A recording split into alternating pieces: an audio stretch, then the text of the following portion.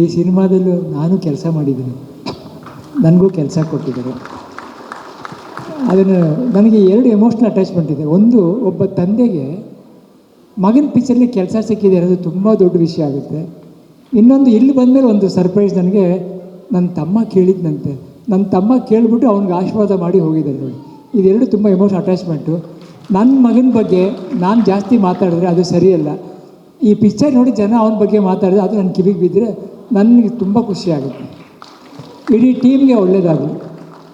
ಅಪ್ಪಾಜಿ ನನಗೆ ಕೆಲಸ ಕೊಟ್ಟಿದ್ದಕ್ಕೆ ಥ್ಯಾಂಕ್ಸ್ ಅಪ್ಪಾಜಿ. ಈ ಸಿನಿಮಾದಲ್ಲೂ ನಾನು ಕೆಲಸ ಮಾಡಿದ್ದೀನಿ, ನನಗೂ ಕೆಲಸ ಕೊಟ್ಟಿದ್ದಾರೆ.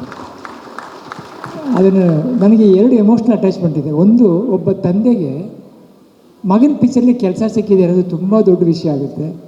ಇನ್ನೊಂದು, ಇಲ್ಲಿ ಬಂದಮೇಲೆ ಒಂದು ಸರ್ಪ್ರೈಸ್ ನನಗೆ.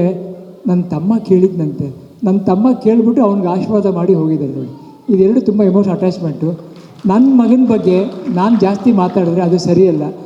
ಈ ಪಿಕ್ಚರ್ ನೋಡಿ ಜನ ಅವನ ಬಗ್ಗೆ ಮಾತಾಡಿದ್ರೆ ಅದು ನನ್ನ ಕಿವಿಗೆ ಬಿದ್ದರೆ ನನಗೆ ತುಂಬ ಖುಷಿಯಾಗುತ್ತೆ.